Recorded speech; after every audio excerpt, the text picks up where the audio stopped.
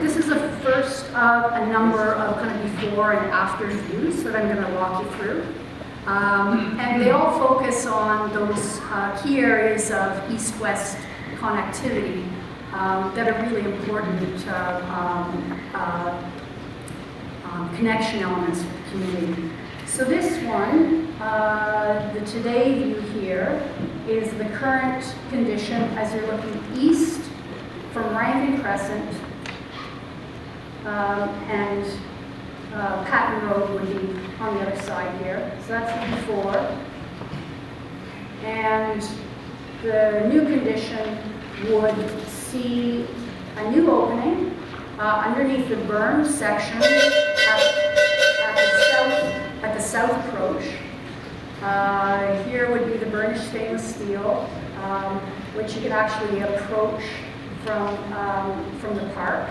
And then this is the connection to the new guideway, the new greenway on the other side.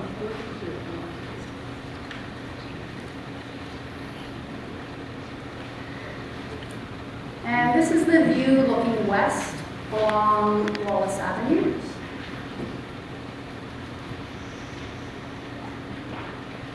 And this view shows what it would look like with the elevated portion of the guideway, which the elevated portion, if you just look at my little green thing over there, that's about where it would start, just about 50 meters south of this area. And as those of you who live in this neighborhood know, this is really a kind of an emerging, there's a lot of kind of emerging vitality in this area. So we're proposing that that area underneath the guideway becomes a kind of activated park with sort of pop-up opportunities for pop-ups and a kind of expanded community zone. So here's the view looking down the railway tracks that are currently there at Wallace Square. Don't read these captions because they're not right. And this would be the new view looking south down the Greenway.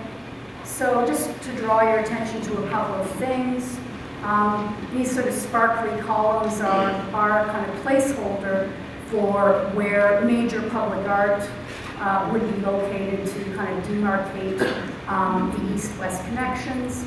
So you see, and this is kind of what Nick was talking about earlier, that when you do the bridge here, this right-of-way is 20 meters wide. So that's 10 meters wide there, and the extent of the greenway, even where we've got the berm to the south, you've still got lots of room here for the multi-use path for cyclists and pedestrians to travel the full extent.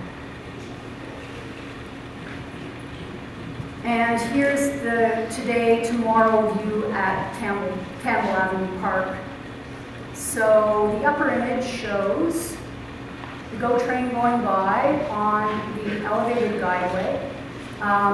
Fortunately, in this construction, we're able to maintain the existing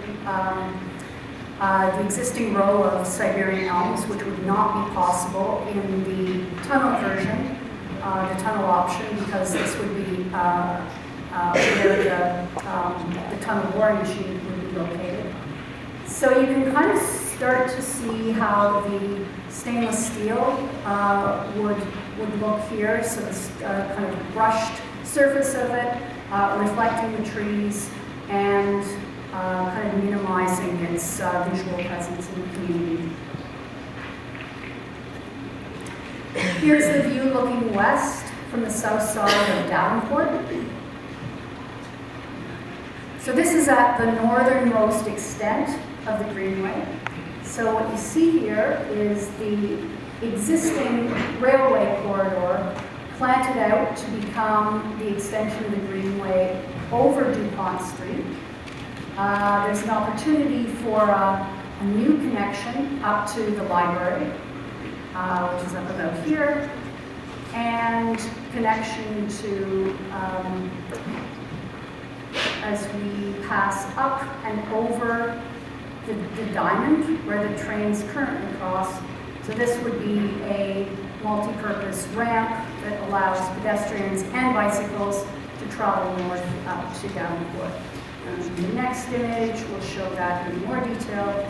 So that's the continuation of that multi-use path as it goes up and over the diamond. So this is the view looking along the CP tracks where the trains are now separated, so the GO trains are going above the CP freight trains. So we had said that we would invest in making this project into a community asset. The original estimate that we had for the overpass was $140 million. And today, based on the enhanced design features that we're including, we're committed to spending $210 million on the project. And now I'm going to hand it back over to Erin, who is going to talk about the next steps.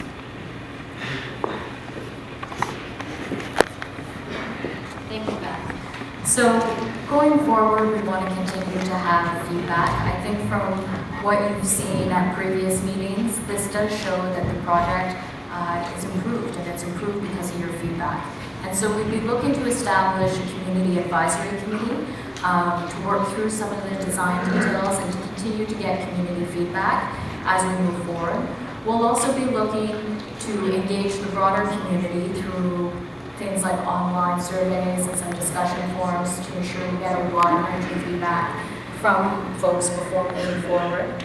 We're going to continue to work with the City of Toronto and with our municipal partners, because we also heard that residents are concerned about governance and long-term maintenance, what kind of money is on the table for maintenance and how is that going to work.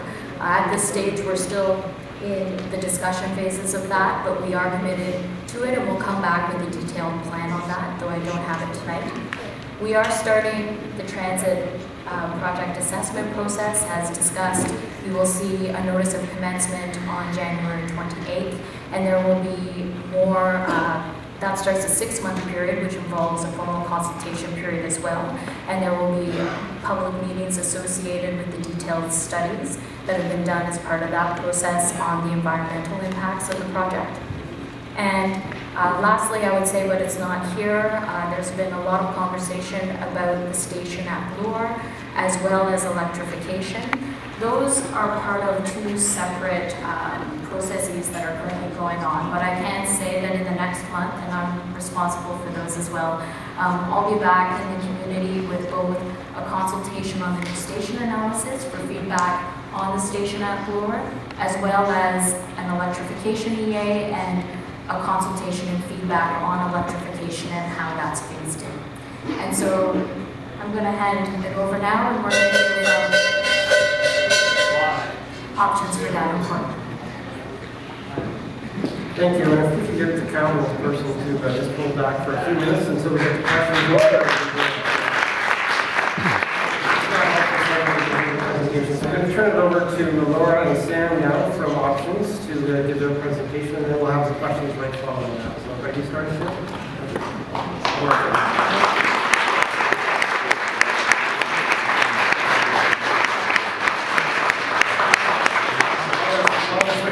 I should say that this presentation is going to be on the Metrolinx website tomorrow, as well as the other materials here. So all this information will be on the Metrolinx website tomorrow.